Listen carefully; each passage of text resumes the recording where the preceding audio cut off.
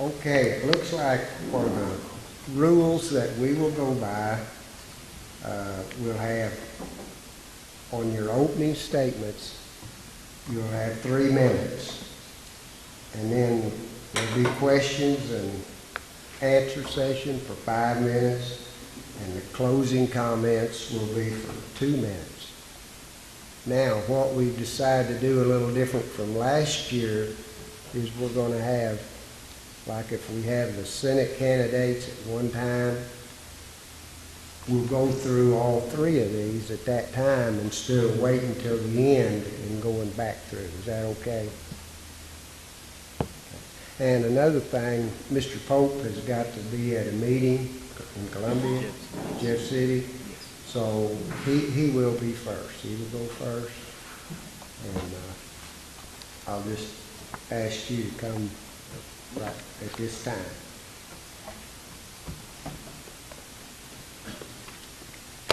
Before I do get on the clock, I do want to apologize. This is a mandatory meeting at the corner and the deputy corner. It's mandated by the state and also by the county each year that we have our continuing education and continuing hours that we should do. So you put me on the clock now. Good afternoon. My name is Kenny Pope, and I am running for Stoddard County Coroner. To begin, I would like to share a little information about myself and my family.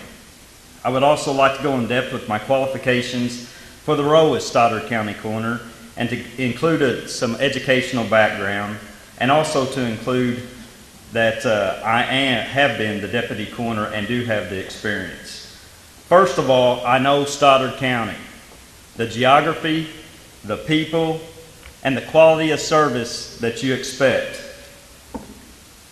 I'm currently serving as Stoddard County Deputy Coroner, and have 10 years of experience at this job. There's no substitution for experience. To gain a good understanding and to what the coroner is required to do. I've also built a good working relationship with all Stoddard County emergency agencies. On-the-job experience and establishing credibility are essential qualifications in serving as the Stoddard County Coroner. Many of you may wonder what the county coroner actually does. The county coroner is an important but often overlooked position. The responsibilities are enormous, especially to relatives to those who die from suspected homicides, suicides, or accidents. The coroner's role within the county is to investigate and respond to death that do not occur within licensed hospital, a long-term facility, or under the care of a hospice agency. It is important that the coroner responds to all calls, even those suspected to be of a natural death. In some cases, an autopsy may be ordered by the coroner's office. As a rule, the autopsy is normally conducted within 24 to 36 hours after the death occurs, giving law enforcement officials time to gather information for the medical examiner. When it comes to a death investigation, nothing should ever be assumed. Training and experience are guides to steps to fatality investigation. Training and experience is also what I have as the deputy coroner, and it will allow me to develop a good working relationship with an extensive database of law enforcement officials and other experts within the death investigation community. When I am elected, I will continue working well with the Stoddard County law enforcement officials and the emergency service. The coroner's position is not unlike any other of this elected official's positions. Voters are not electing a Republican or a Democrat, but electing someone that can and will speak up for those that cannot no longer speak on behalf of themselves. Again, I'm a lifelong resident of this county. I know Stoddard County. I have 10 years of combined experience in working with the Stoddard County coroners. I have access to coroner supplies that are required. Keeping all these components in mind, I am qualified and experienced for the position of Stoddard County Coroner. Thank you.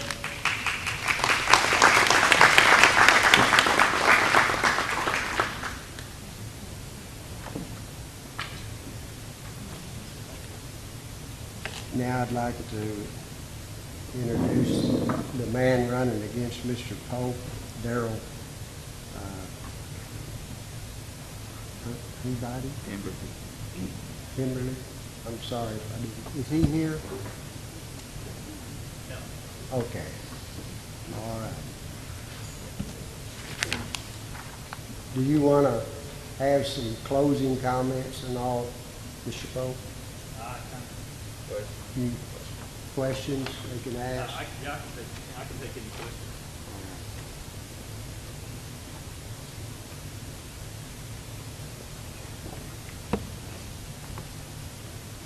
I would be more than glad to take any questions if someone has a question. No?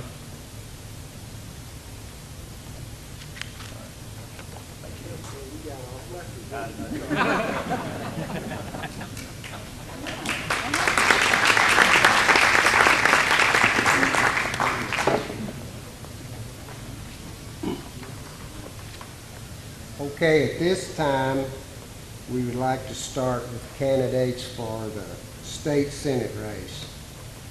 So, Terry Swinger's name is on here first. Mr. Swinger.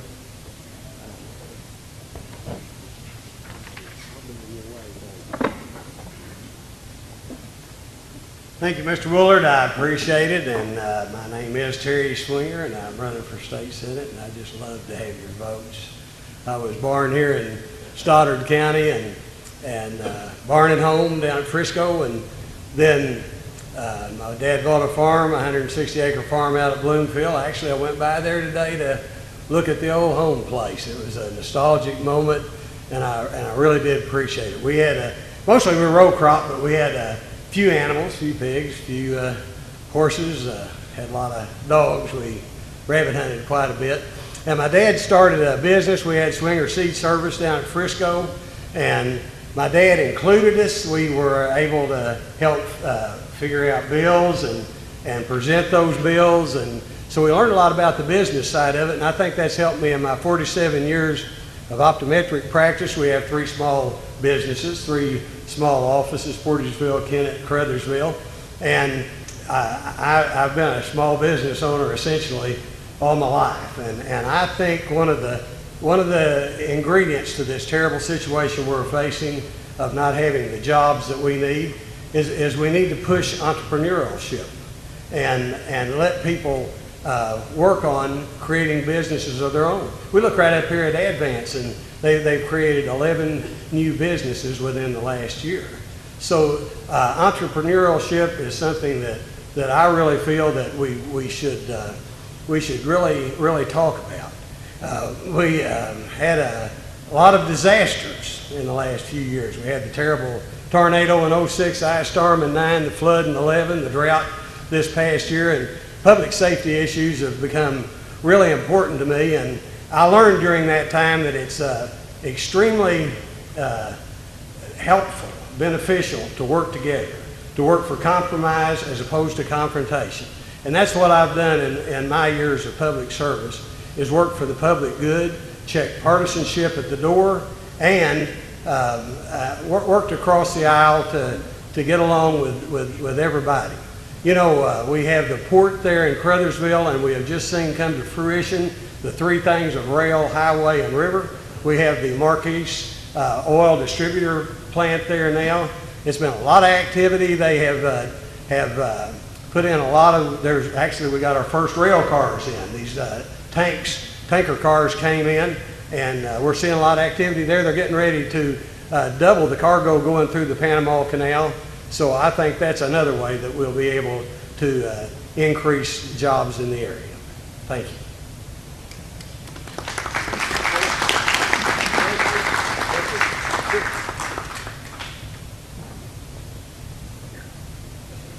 Yes.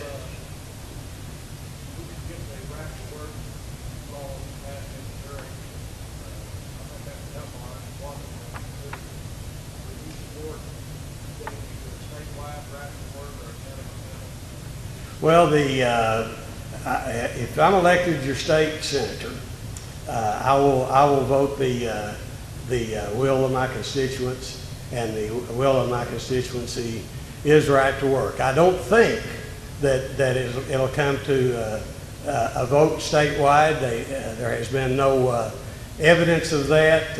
It doesn't seem like that is something, it was voted on statewide by the public over 40 years ago. It didn't pass.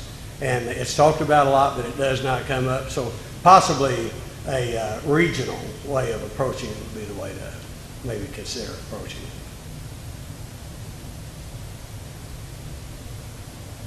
If there's no other questions, I'd like to share with you. I told you I grew up on a farm, and my brother is about 5 years older than I.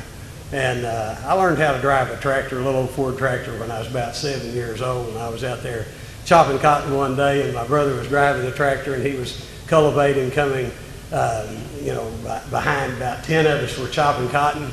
And so I ran over there and I said, hey, Bill, why don't you come over here and chop cotton and let me drive the tractor? And he said, in a little bit. So I ran over there, and what I thought was a little bit, and I said, is it time? And he said, no, wait, just a little bit longer. So I waited a little bit longer, and I went over again, and he said, won't be long now. I looked over there, and he was motioning for me, and I dropped my hoe, and I ran over there as fast as I could. He was off the tractor. I jumped on there. I started driving it. Man, I was happy, and they chopped maybe far from here to that wall down there, and they turned and went to the house. And it took me 3 hours to catch up with where they'd been. So I learned then that you not only need to work hard, you need to learn how the process works. And I think in my years of service, of public service, that I've worked on that issue, and that's why I do have the endorsement of Missouri Right to Life, because the way I vote, I'm the candidate that has the endorsement of the National Rifle Association. And in the 4 times I've been eligible to receive the Friend of Agriculture Award from Farm Bureau, I've received it, and the other night I received the endorsement of Missouri Farm Bureau. And I'm very proud of that, and I just want to continue serving. Thank you.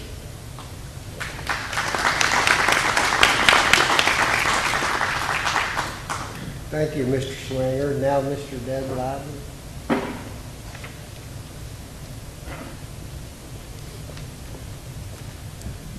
Thanks, everybody. It's an honor and privilege to be here.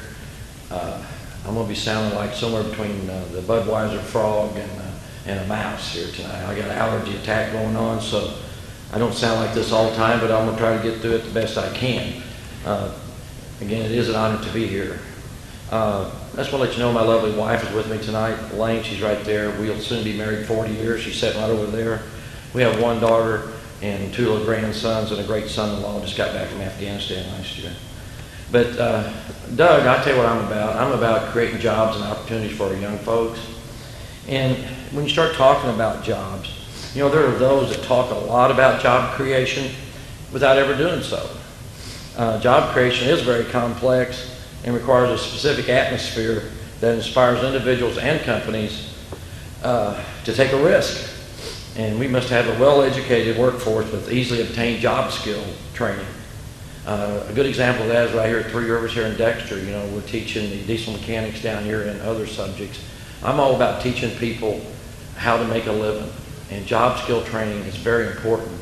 Not everybody was cut out to go for 4-year college or 6 years or 8 years or whatever they're going to. But I'm real big on getting everybody out here a good opportunity for a family-sustaining job, good paying jobs. And our state and communities, they need to be business-friendly and helpful. Not full of red tape and unnecessary regulation. Personally, I've been in business 41 years this past June. I am now retired, and retired back in February, and I'm looking forward to doing public service full time. A couple things I want to mention really quick when I talk about regulations. Number one, economic development. It's been reported that Missouri now is 50th in job growth, and also 48th in the USA over the last 10 years. And last year we lost more jobs than all the neighboring states. And it's also one of the easiest to be sued in here in Missouri. So there's a lot of work we need to do to create an atmosphere for people and companies to want to come and invest in our communities.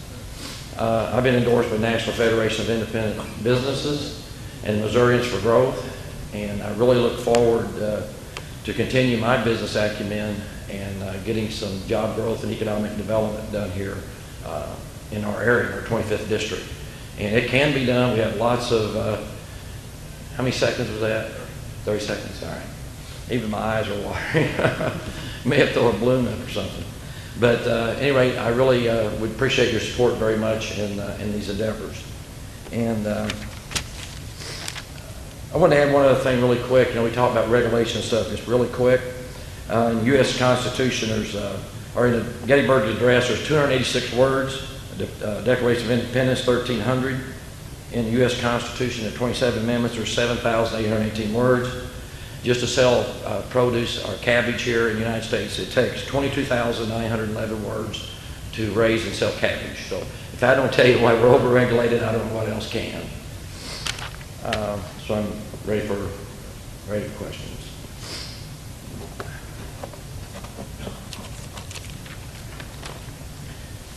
If nobody's got any questions, I will today. Somebody raise a hand? No. In your opinion, what is the most important ag issue we face today? Regulations, high fuel cost, high seed cost, high fertilizer cost.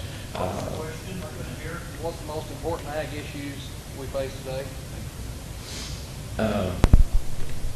Okay, what I just mentioned there, high fuel cost, high seed cost. We got the death tax coming up for family farms.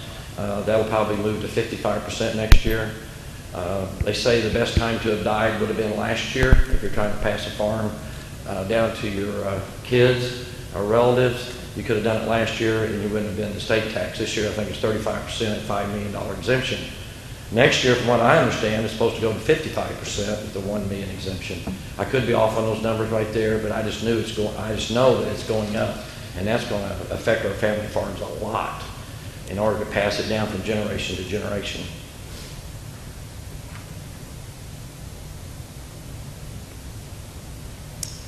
I learned how to drive a truck actually when I worked at my dad's old store up there in Greenville, Missouri, and it's really a shame that, and I am sure that a lot of folks here in this room learned how to do things from your parents or your uncle and working around in some different businesses and stuff, but are getting it to where young folks just can't learn anymore on-the-job training hardly. So we need to be very aware of that and do what we can to keep that open for young folks to be able to step right in and learn how to do some skills and have some skills to contribute.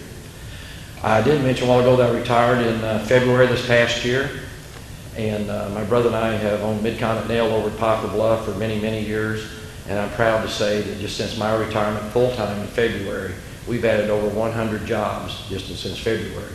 We are now over 500 jobs over at Poplar Bluff, and we have people that drive from everywhere in southeast Missouri to work over there.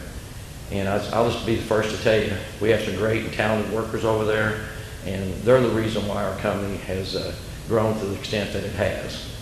So God bless everybody, and I look really forward to serving you up in the Missouri State Senate.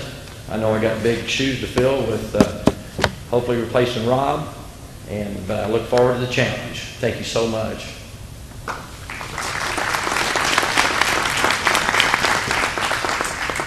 I almost ran off your program. Thank you, Mr. Wright. Okay, next we'll go to the representative, 151st District, Dennis Fowler.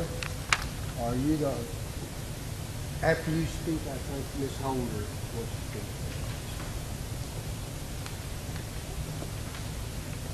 I'm going to do this a little bit different.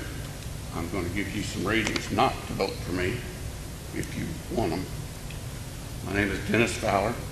Worked this area in law enforcement for 38 years in various positions, and I retired from the detention center Friday, and I've been up at the courthouse both days this week so far, but I've not been getting paid apparently. If you're not going to vote for me, and one of the reasons you shouldn't vote for me is that if you lack Obamacare, if you lack the possibility of the government being more involved in your medical treatment and having taxes raised to implement that kind of a program, you shouldn't vote for me. I intend to oppose any implementation of Obamacare in Missouri if I'm elected. I'd like to see it repealed and replaced with a better thought out program And I think the greatest statement as to why that should be done is Nancy Pelosi's famous statement at this point that we have to approve it to see what it says. You know, that's kind of a pitiful statement from a legislator of her experience. Second reason not to vote for me is that if you are in favor of pro-choice and approve abortion and the killing of an infant, I will not be approving that. I'll not vote for anything that violates my commitment to pro-life. Next thing, if you're in favor of any kind of gun control, if you're not in favor of the Second Amendment, then you should vote against me, because I am in favor of our Second Amendment rights. I have a bunch of guns, I'll tell you that right now. I'm a member of the NRA, and I'm proud to say that I've been a hunter and a fisherman all my life. The next program is the reason you shouldn't vote for me if you approve of the Environmental Protection Agency and its attempts to control our way of life down here. They're trying to get coal banned as a fuel source in southeast Missouri. If that happens and we have to change over to some other program or some other fuel in Missouri, our rates will go sky high. I'm a member of the board of directors of the SEMO Electric Cooperative, and that is a constant battle we face, keeping our rates low. And if we have to go away from coal, I assure you, your rates will go up. I'll take any questions at this time.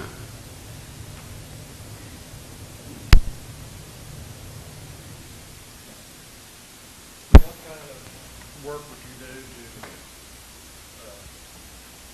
see the DNR regulation don't relax on it? They're about to choke us to death. I understand that. You know, regulations on stuff around here are terrible.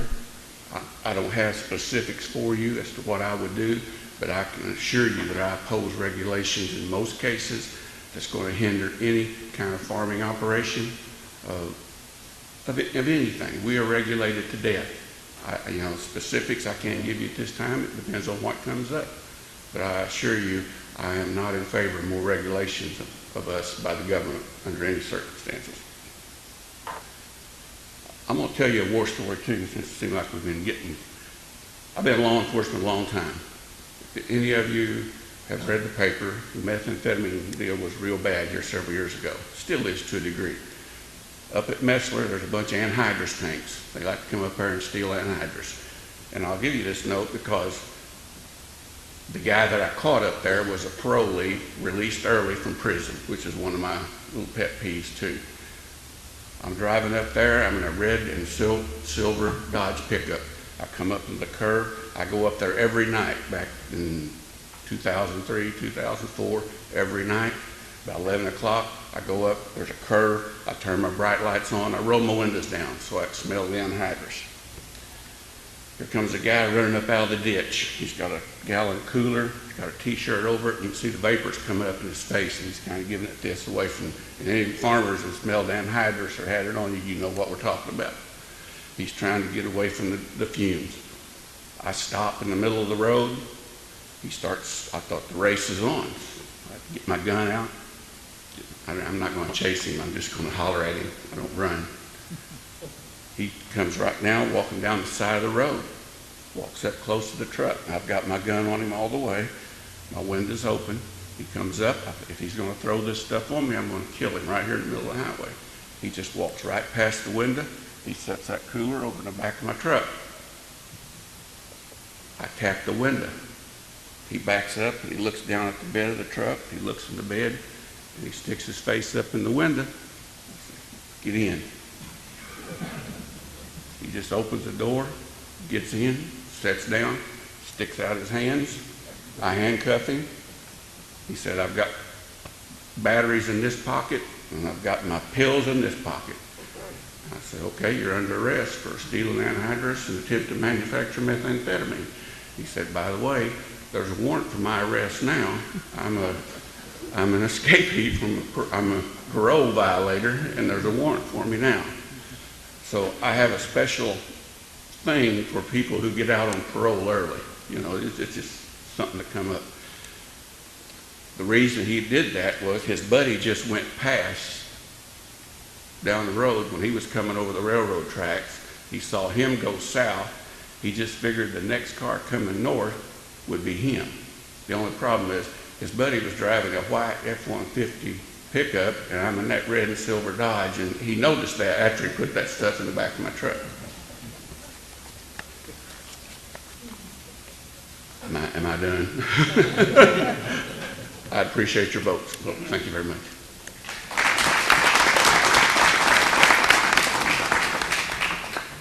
Thank you, Mr. Fowler.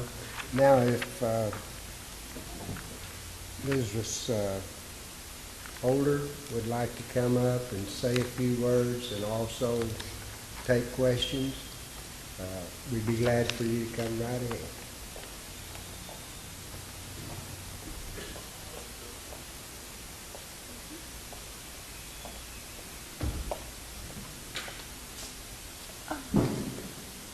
I didn't know this morning I was going to be down here to all you good people. But I'm Ryan Holder's mother, and he's a candidate for the representative, Democratic representative of District 151. And I didn't have anything prepared because I didn't know about 2-3 hours ago I was going to come down here. I think that Ryan would be a good representative of our district. He gets along with all people, bad people, good people. He's traveled with me a lot. I was a state officer in the Democrat ladies, and I've carried him around, toted him around since he was about 8 years old. Someone asked him, "Why do you want to have this office?" He said, "Well, I don't know. I believe I could just make a difference."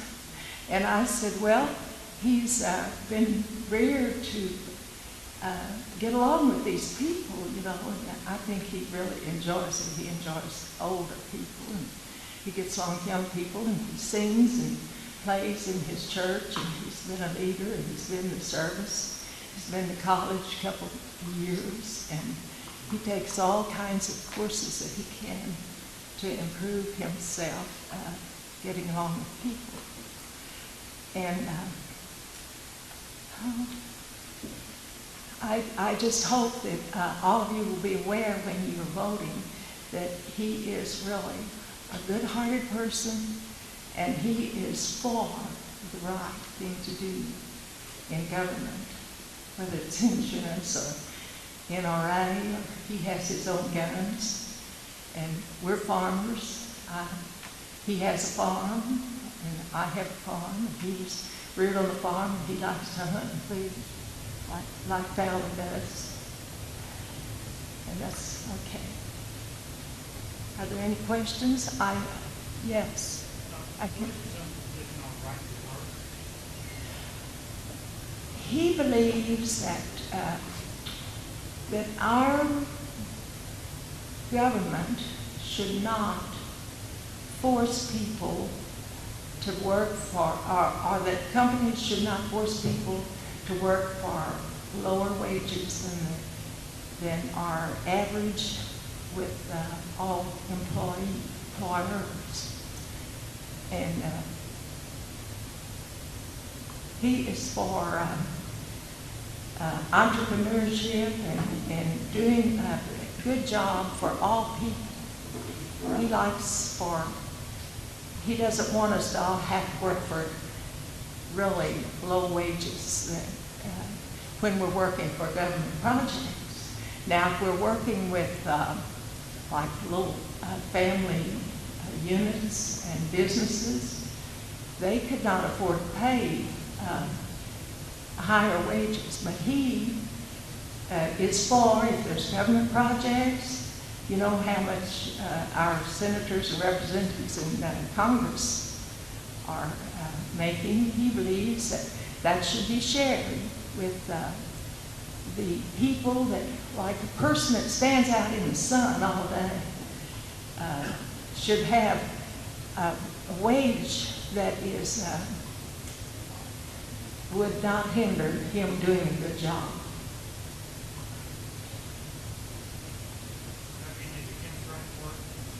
Is he against right to work? Yes, yes. I worked in a company where we would get letters from representatives of Congress from other states wanting us to vote against the right to work. And he believes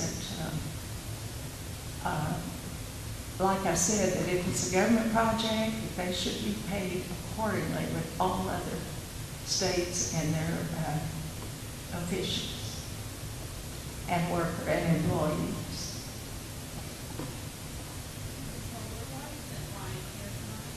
He had another commitment, and I hated for him to miss this. It's always educational to come and be around and hear other people's views on local problems and achievements.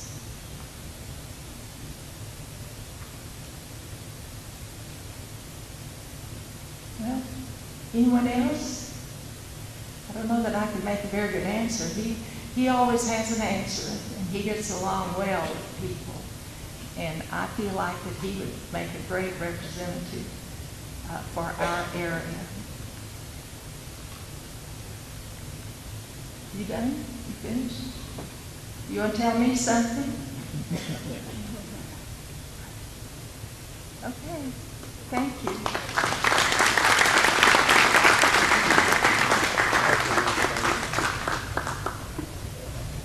All right, next we have the Circuit Court Judge, number 35, and we have the Honorable Steve Mitchell with us. And would you like to take the podium?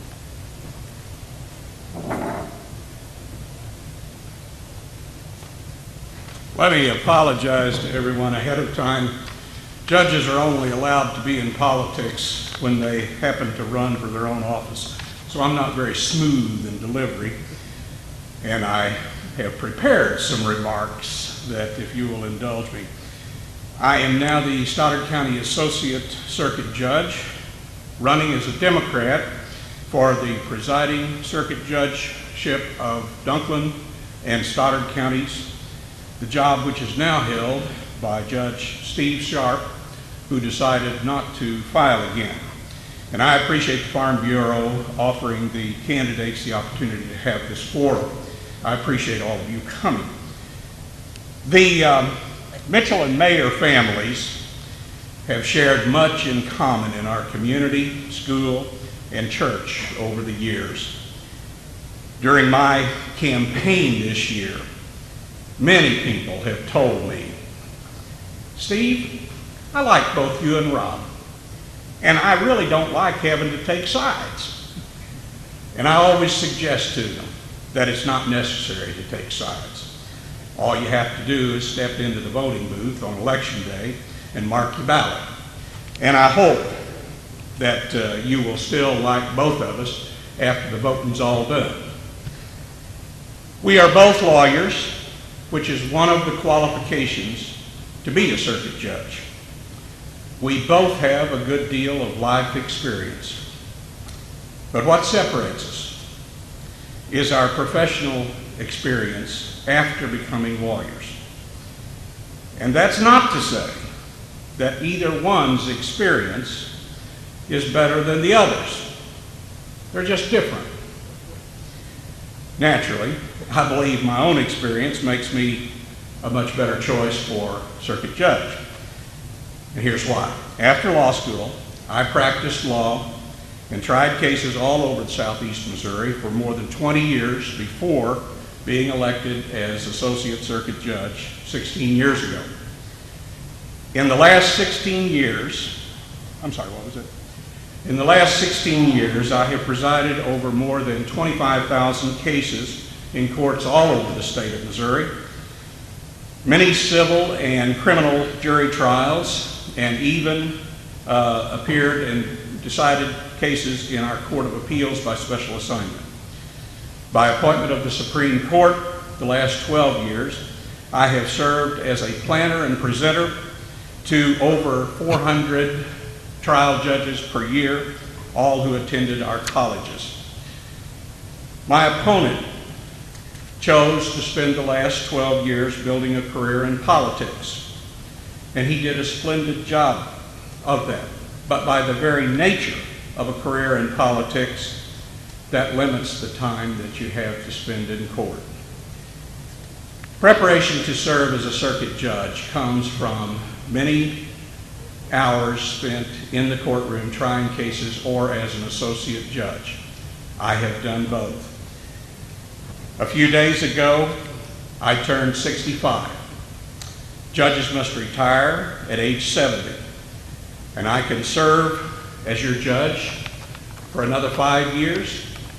And I just wanted to say that I would appreciate your vote in this race. Thank you very much.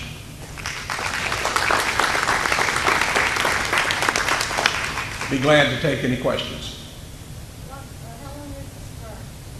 The term is 6 years, of which I could serve 5. Well, this happens frequently, believe it or not. Judges who are sitting apply for and are chosen to go to the Court of Appeals, thereby creating vacancies. We had a situation where, if you'll recall a few years ago, Judge Tony Heckemeyer decided as a circuit judge that he wanted to run for Congress, and he stepped down to do that. So there are numerous reasons why people do that. In my situation, the term would be so short until the election came for my replacement. I really don't know if the governor would even find a lawyer who would be willing to give up their law practice to step into the role of appointed circuit judgeship. It might be that it would work out like it did when Judge Sharp had his abdominal aneurysm and the associate judges just stepped in, because anytime a judge vacancy occurs, the appointment is only so long as it takes to have the next general election. I hope that answers your question. He very well could. Certainly. Absolutely. So if that's the reason Stark's not running again, then he chose not to run. You'd have to ask Judge Sharp why he decided not to run. 70 years old. Well, you'd have to ask him, Ms. Mayor. I don't know. I just do know that in mid-January, he sent a message around to the judges in the courts and others that I'm not sure of, that he did not plan on filing again. You bet. Anybody else? How do you feel about early parole? How do I feel about early parole for some of the people? That is the question. I don't like it, but you understand this is a function of the Department of Corrections, not the judiciary. The way that works is that we judges sentence anyone who comes before us who deserves to get the book thrown at them, and does, are sent to the Department of Corrections. And unless their sentence falls into what the legislature has described, a mandatory time must be served, then it's up to the Department of Corrections how quickly they are released. And this is a function of the budget and the cost of the incarceration on people. Do judges like it? No, we don't like it. Once we sentence someone, we expect them to serve their sentence. We don't expect some bureaucrat to turn them loose. Hope that answers your question.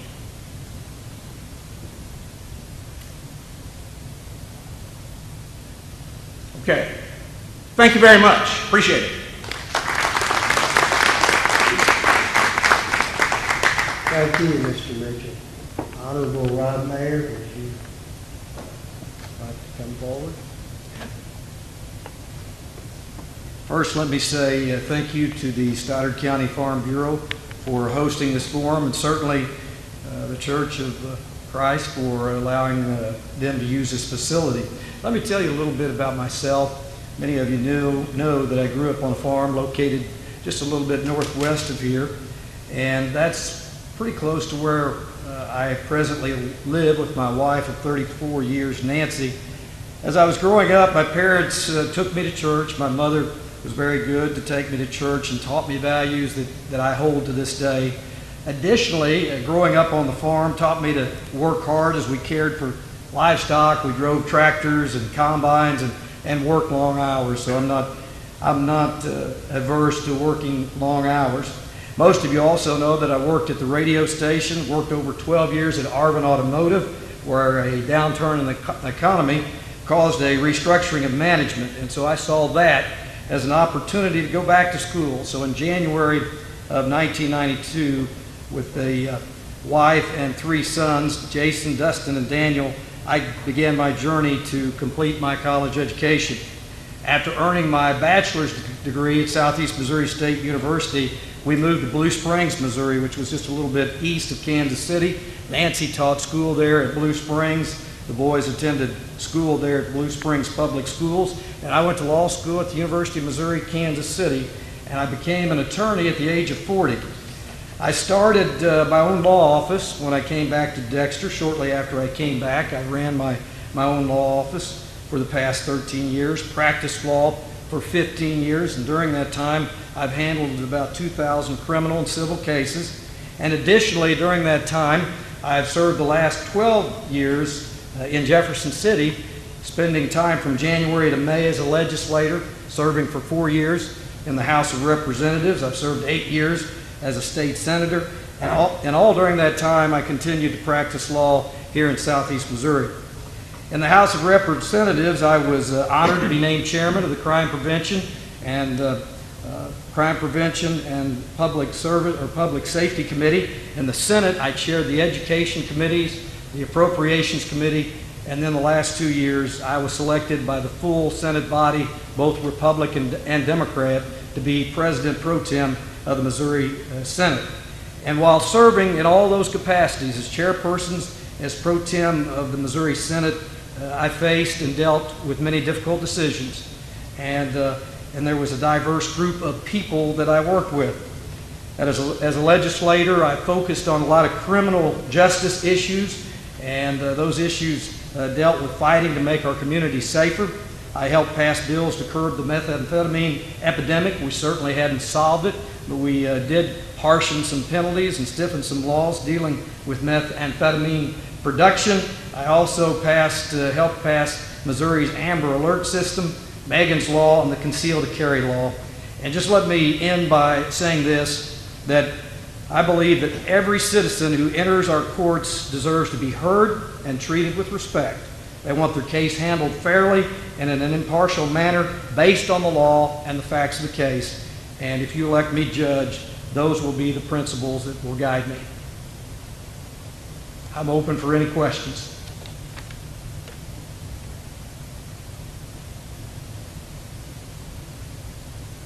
Questions?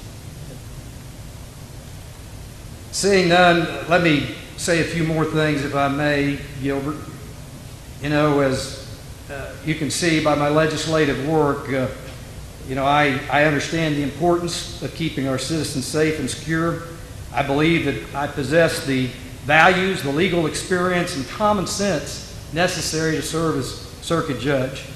My record as a legislator and helping to pass strong anti-crime legislation, as I mentioned time and again, that it makes it clear that I believe in keeping you, our citizens, safe and secure. And I've proven that by helped pass several of these laws. And I've had my own law office for many years, managed the staff and budget, handled several criminal and civil cases, and furthermore, as chairman of Crime Prevention and Public Safety, is also the chairman of the Education Committee and chairman of Appropriations Committee, and being pro tem of the Missouri Senate. I want to tell you, and you all know this, that over the last 8 years, I've dealt with many, many difficult and tough issues, and I've dealt with a diverse group of people that I've treated fairly and with respect. And I think that experience has helped prepare me to be your next circuit judge. So thank you very much.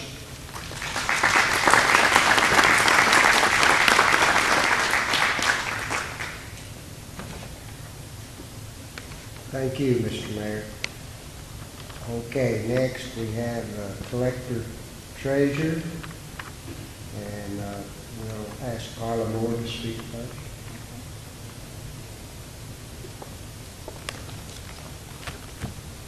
Thank you, Gilbert. And I know I speak for all the candidates to tell how much we appreciate the Stoddard County Farm Bureau and what it does for Stoddard County. I am Carla Knowles Moore, and I'm your Stoddard County Collector Treasurer. My office is responsible for collecting all monies that come into the Stoddard County government. That figure comes to over $19 million annually. We handle not only the taxes that are collected on an annual basis, which consist of personal, real estate, drainage, railroad utilities. We also handle a delinquent sale, land sale for delinquent taxes, and issue merchant's license. Since I have been the collector and treasurer, I have presided over the elimination of 7 township collectors, which, by the statute of Missouri Legislative, centralized Stoddard County tax collection into one office. That transaction was done smooth and without any problems. When building the Stoddard County Government Building, I requested the Stoddard County Commission to place an evening and weekend deposit box at the entrance of the building to help serve our citizens. I have mostly recently selected a company to develop and implement the first time payments to be made by credit card by the internet for tax collection. I could have done this sooner, but I've been waiting to sort through various vendors in order to find the most workable software to provide the service for Stoddard County.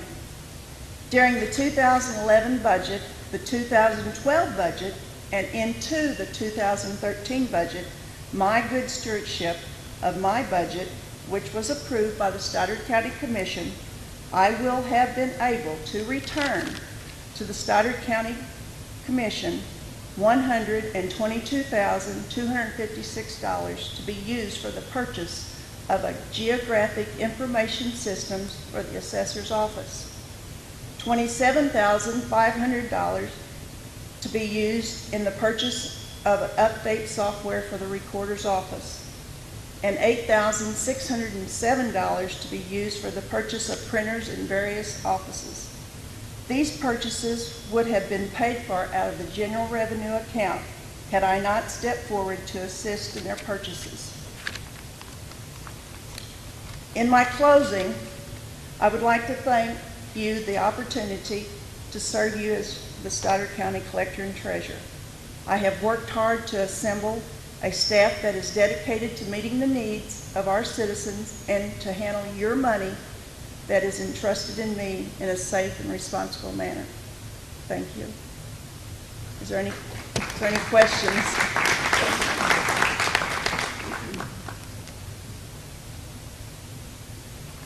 Thank you.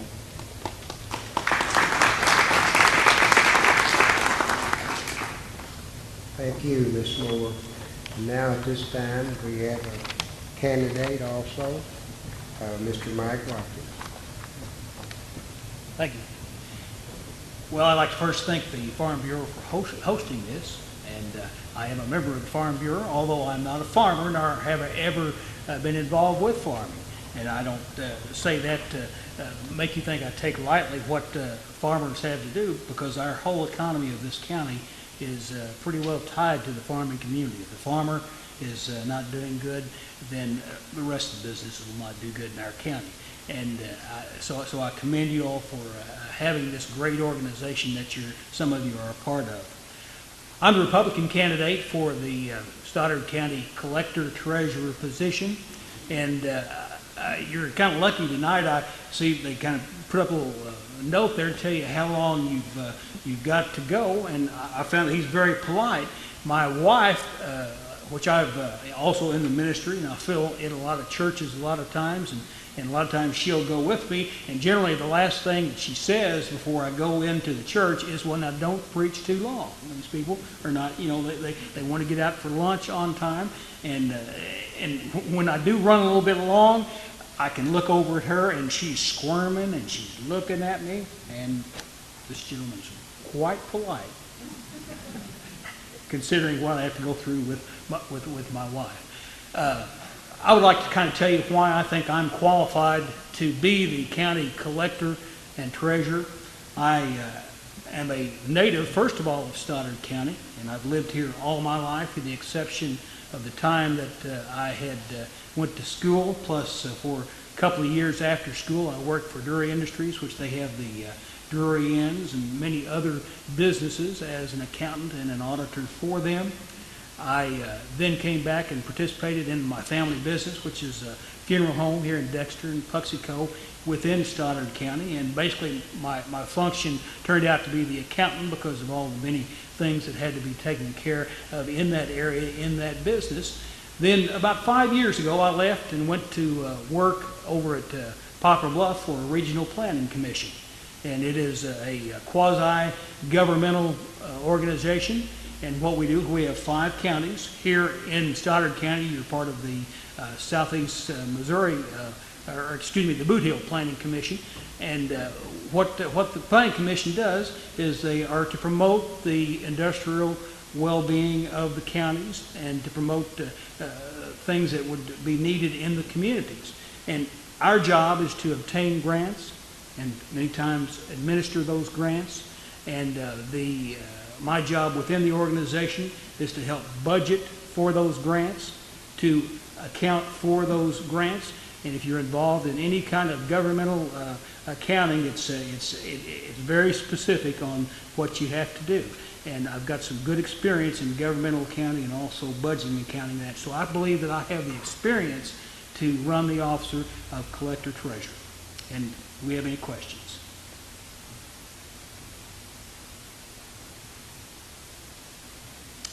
If not, I'll just kind of have short closing comments.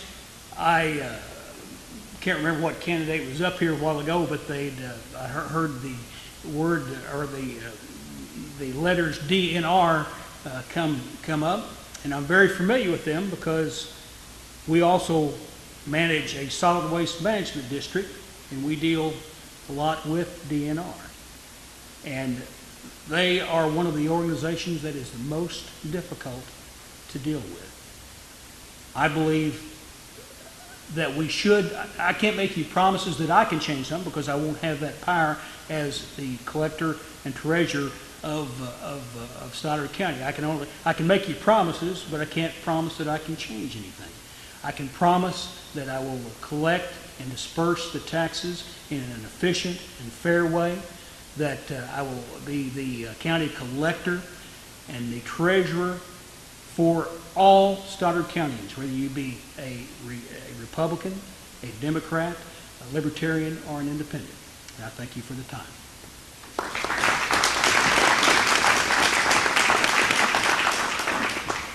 Thank you, Mr. Watkins. All right, as we move along, we're going to move to 2nd District Commissioner. Would Al Bacon like to speak first? If you want me to,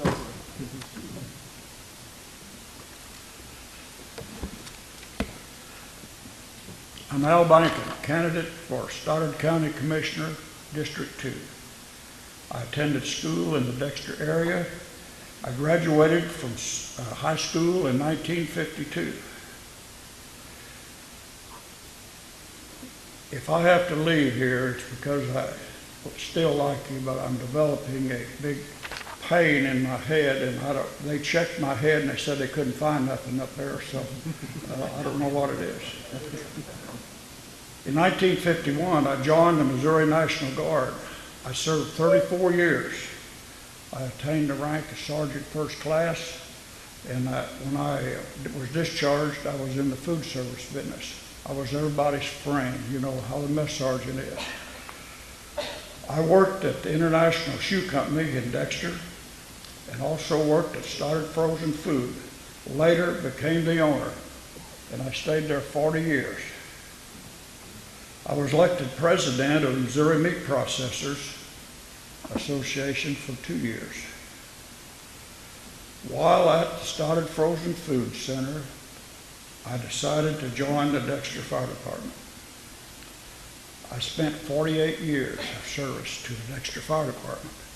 and retired as chief. I still get choked up about leaving the fire department. While as fire chief, we bought 2 new stations. We built them. We bought 12 pieces of firefighting equipment. And I increased the fire people, personnel firefighters from 12 to 30. I caused the ISO rating to be lowered from Class 8 to Class 4, which means cheaper insurance for us all. I was the first fire chief of any department in southeast Missouri to get a Class 4. And that's what it is today. There's some bigger towns in southeast Missouri that goes up to 6 or 7. Got to remember, the lower the number, the better it is. I worked with other fire chiefs to form mutual aid programs to help one another in case of a big disaster. And we have provided mutual aid to just about every city in southeast Missouri. But in turn, we can depend on them to come to Dexter. I was instrumental in forming in southeast Missouri some hazmat teams. We established hazmat response teams with equipment in southeast Missouri stationed at different locations. I started the storm spotting system that we connect combo with Butler County, because most storms come from the west. I made Dexter a storm-ready city by having in key locations weather radios and the group phone system. I'm now serving as Stoddard County Ambulance Board as Vice President, and I've held that position for 20 years. And while all this was going on, I married the best woman in the world, Betty Bacon. We're still married 57 years. I got 3 sons. Are there any questions? Specialists in this county now. We've had 2 retire on us. Will you fight to get both of those positions filled for this county? Yes, I would. Anything else? I'll close by saying I want to be your commissioner from District 2. I know good times and I know not quite so good times. But if elected, I will, as needed, use skills and knowledge from the past service of military, a business owner, fire department, board vice president, and president of a state organization to allow me to get skills from what I've learned to make a good commissioner. Thank you.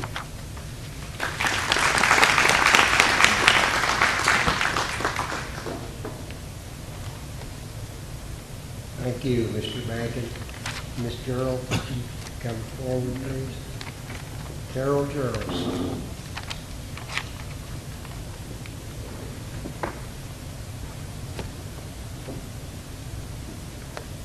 I am the real Carol Gerald. I have been married 46 years to one of Stoddard County's finest, Junior Gerald. We have 2 wonderful children, Tom Gerald and Sissy Brown, proud grandparents of 6 beautiful grandchildren. Casey Blackwell, assistant manager now at the Hollister and Kate. Chance, Emily, and Peyton Ace, who are students of Dexter School. Dalton and Lily Brown, who reside in Jacksonville, Illinois. I first would like to give thanks to my Lord and Savior Jesus Christ for the opportunity to be here tonight. Thank you, President Ms. Woolard and Mr. Woolard and the staff of Stoddard County Farm Bureau for hosting Meet the Candidate Forum, Church of Christ and staff for allowing us to use their fine facility, and welcome to all the friends and families who have come out to meet and greet us, the candidates. During my 4 years as Commissioner of District 2, I am very proud to say we have balanced our budget and it was done on time. There is not any deficit spending.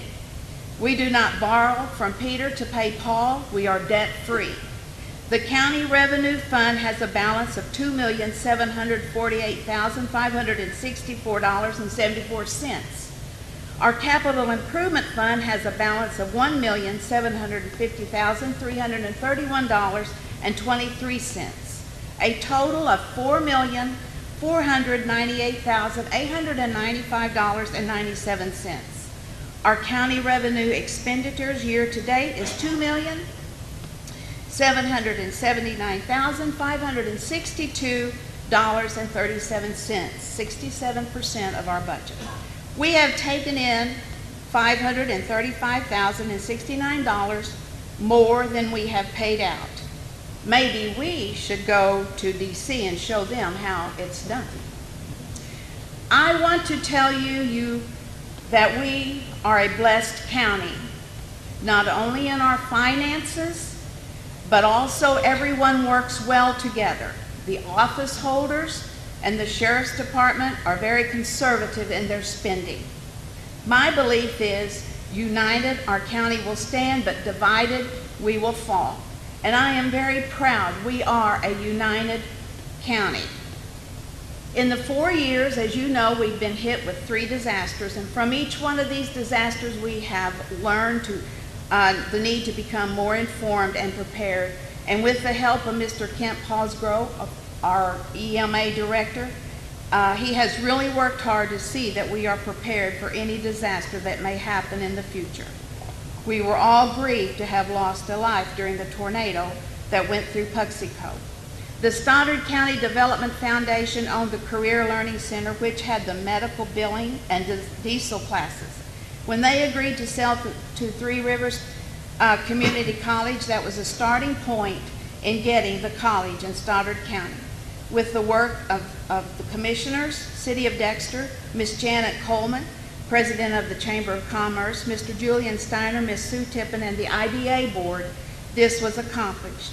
We now have Three Rivers Community College in Stoddard County, which is a real plus for the students of Stoddard County and surrounding counties.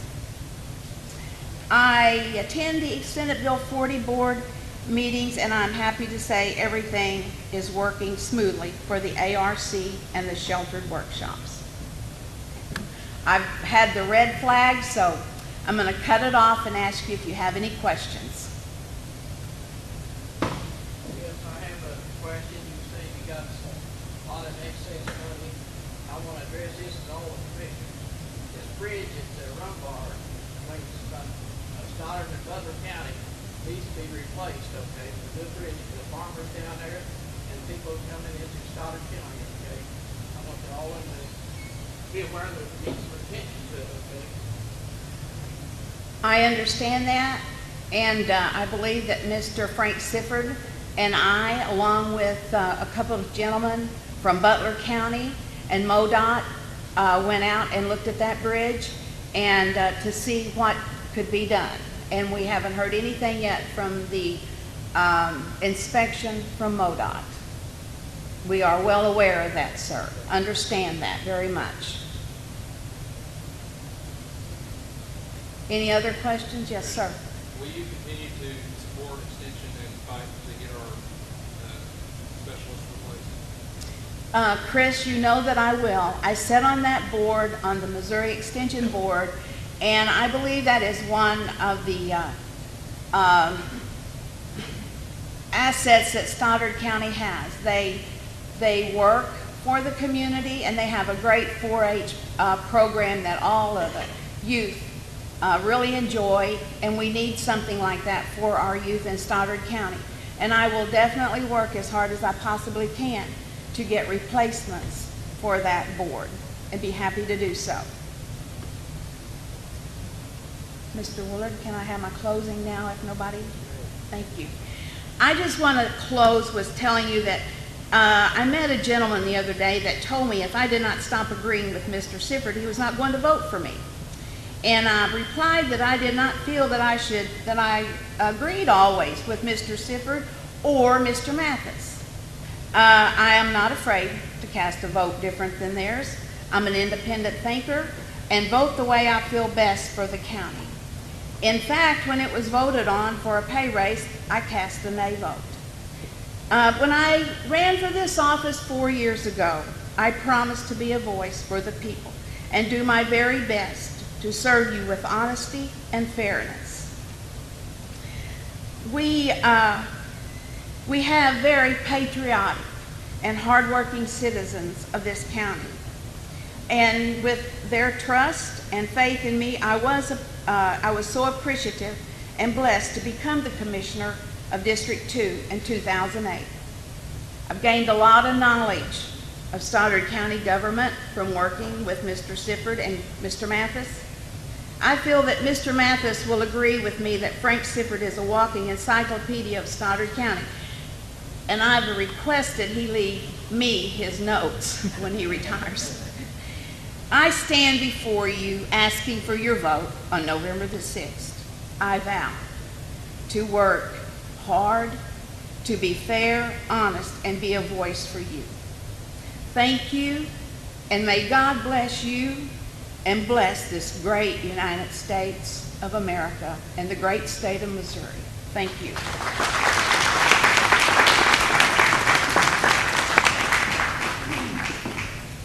Thank you, Ms. Cheryl. Is Jason Williams here? Okay, we're going to move to the First District Commissioner. And I'd like to see if Mr. Dale Moreland would like to speak first.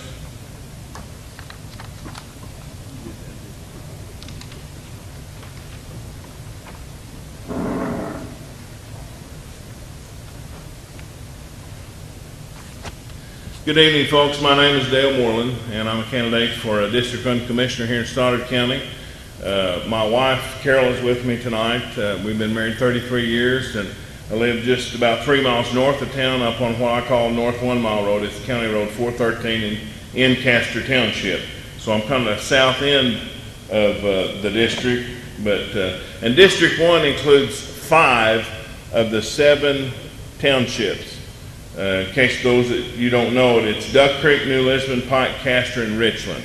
Those townships are in District 1.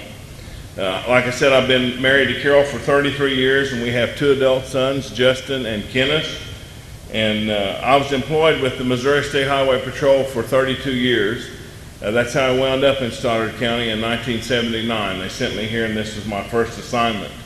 I have a Bachelor of Science degree in Criminal Justice Administration with a minor in Mass Communications from the University of Central Missouri at Warrensburg.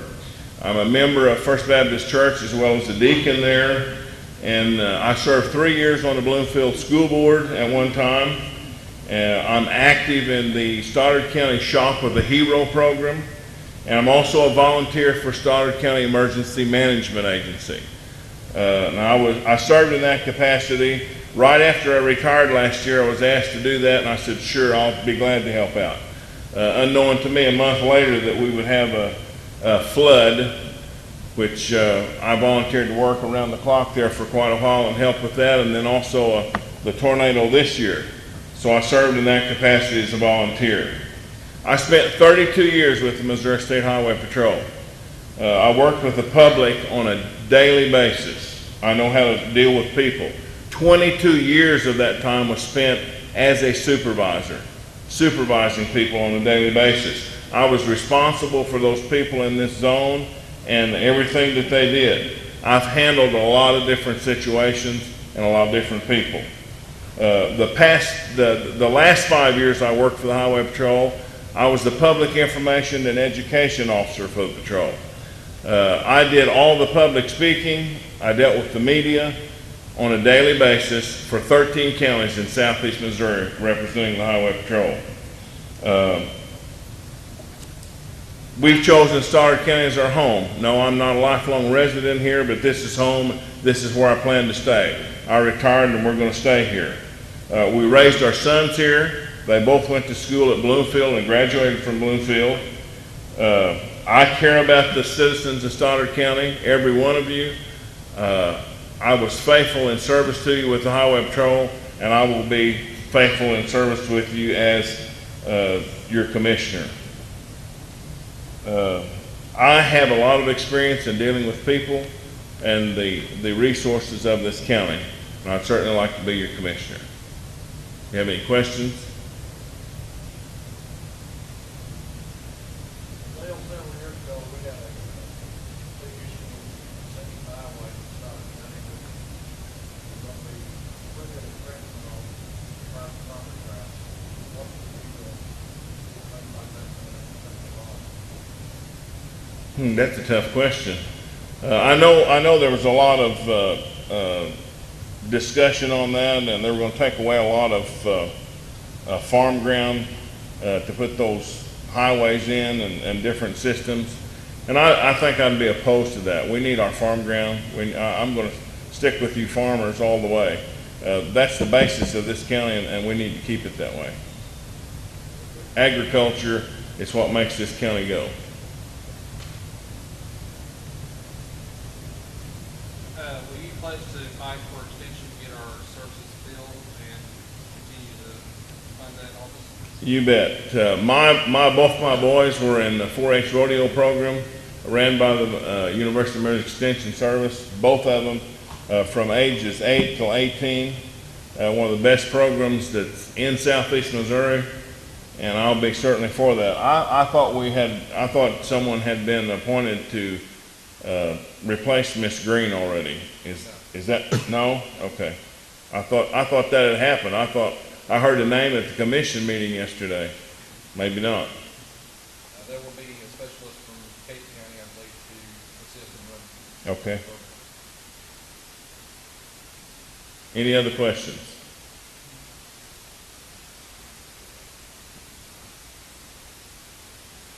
Okay, in closing, I would just like to say that I love to work with the public. That's been my whole life, working with the public, and I want to continue to do so. No one has asked me or pushed me into running for this position. I'm doing this because I want to. I announced some time ago when I retired from the Highway Patrol, this is what I wanted to do, and that's why I'm doing it. This is something I've chosen to do on my own. I sincerely appreciate your vote and your support on November 6th. Thank you very much.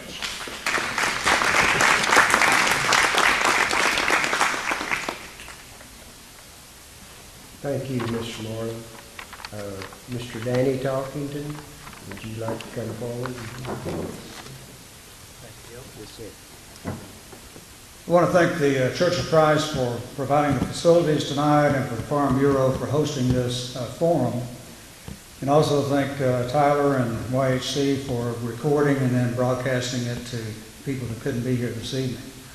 I was born in Stoddard County in 1948 on a farm west of Dexter. Grew up here. In 1965, graduated from high school and went to Arkansas State University and then later transferred to Memphis State University. Graduated from there in 1970. In between those two dates, I married Sandra Tucker from Gray Ridge. We've been married 46 years. Have 2 children, 5 grandchildren. And grandchildren are 14 to 24 in range, so they're a little bit older than maybe some of you are aware of. 1970, graduated and started work for Eaton Corporation in Forest City, Arkansas in the accounting area. And I spent several years as an accountant, general accountant, and controller, and then went into the area of production inventory control, materials management, and then into general management, and wound up being transferred to Los Angeles for 2 years as vice president of operations, and then moved on to another company as chief financial officer, and then later to another company as president. And we've lived in Missouri, Arkansas, Tennessee, North Carolina, back to Missouri, to California, to Alabama, and back to Missouri this last time.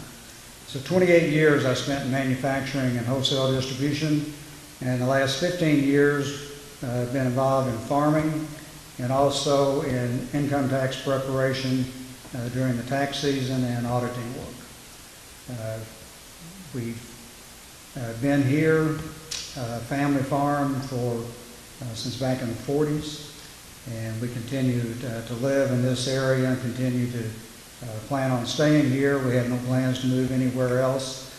And we certainly would ask for your support in the coming election in November. At this time, open up for any questions. Mr. Dalton, why should I vote for you? Okay.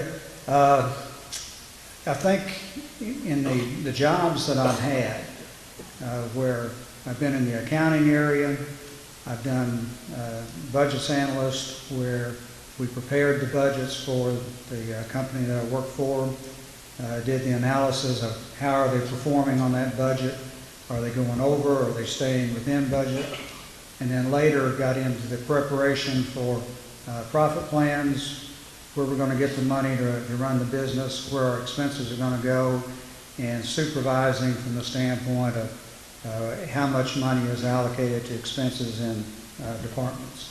We did not go and say, well, last year I spent X number of dollars, I'm going to add 10% to it for the coming year. We went on a budget based on zero. I don't care what you spent last year, here's what we anticipate happening this year. What do you have to spend in order to meet those sales obligations or those sales goals? And so we started at a zero base and built the cost up from there. Not an automatic, well, take last year's and add 10%. I've had to meet payrolls. I've had to be able to work with unions. I've had to be able to work with non-union operations, and we've never really had a problem one way or the other with those. We've been able to work with both of them. I prefer the non-union group to work with because it's a little easier, and you're able to have some disciplinary action with people that the union sometimes protects. And I've also been involved in being a trustee for Freed-Hardeman University for the last 19 years, serving as chairman of the finance committee for 8 years, served 3 years as assistant secretary to the board of trustees, and then secretary for 3 years, and currently serve as a member of the finance committee, the investment committee, and also the audit committee.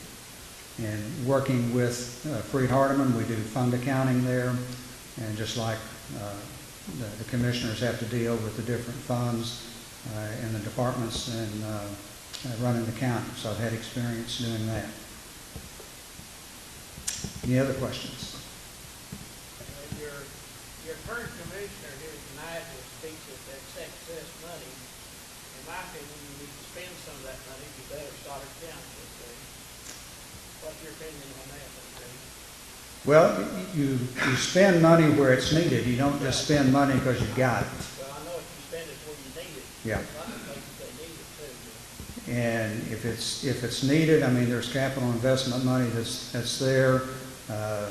You also have to not spend all of your money at one time, just like you don't do it personally. You don't go blow all of your money because you got it in the checking account today, but you spend on what you need. But it sounds like he's got an excessive amount and the money on hand, there's lots of things Stoddard County needs to be done here. Okay. I think you need to look into that further, okay? Okay. Yep. You elect me, I'll go up there and look into it further.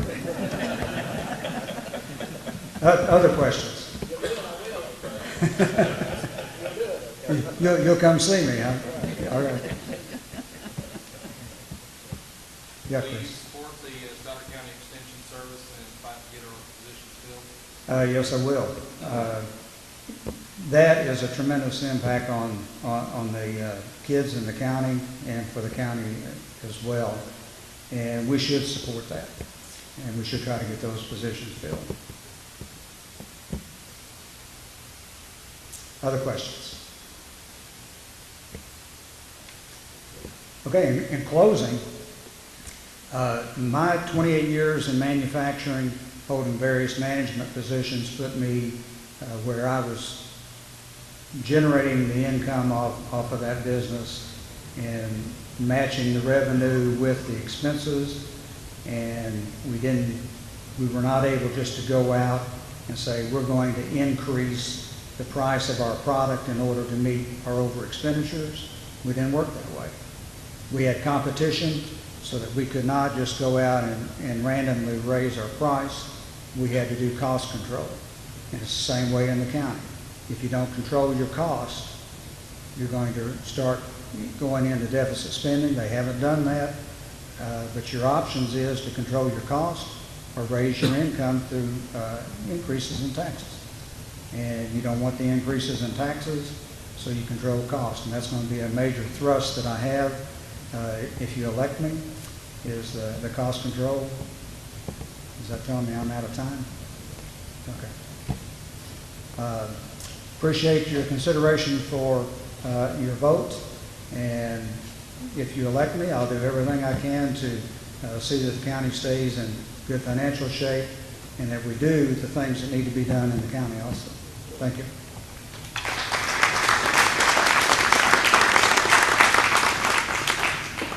Thank you, Mr. Talkington. At this time, we have Carl Hefner here. I don't believe he has an opponent, but he may want to speak to us a moment. Thank you, Gil. Thank you, Farm Bureau, and it's good to see each and every one of you all out here tonight.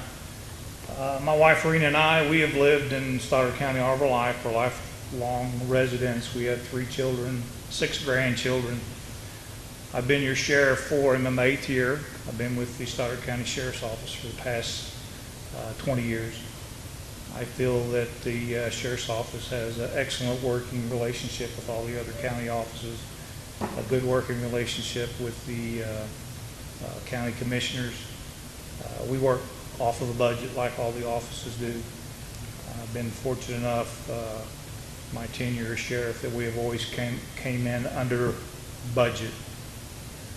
I thank you, the citizens of Stoddard County, for your support. And I want your continued support, because without you all supporting us, we can do nothing. We work very hard on the drug problem, the methamphetamine problem, the prescription drug problem. Of course, you know, drugs is what causes all this other stuff to happen, like our stealing and burglaries and things of that nature. I think last year we processed in around 4,000 people through our little jail up there. We've had prosecutions and a lot of people to the Department of Corrections. We work real good with the judicial system also. I thank you for your support. I hope I have your continued support. Our job's pretty tough at times, but so is everybody else's. So thank you very much. God bless you. God bless America. Anyone have any questions? Less of a question, more of a statement. Doing the right thing is not always an easy thing. And regardless of party affiliation, you give credit where credit's due. And that's like these folks, and everyone watching on YHC, you know how much I appreciate my daughter been growing up in the county to have a sheriff that is proactive against the synthetic drug epidemic, and that you were pioneer, and we appreciate your courage and protecting our children. Thank you very much.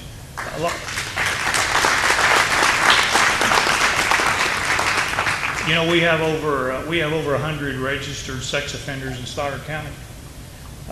We make it a priority that we know where each and every one of those sex offenders live, where they work, what they drive, and make sure that they do come in when they're supposed to come in and register. If they don't, we're out looking for them, because what price can you put on our children to protect our children? Thank you very much.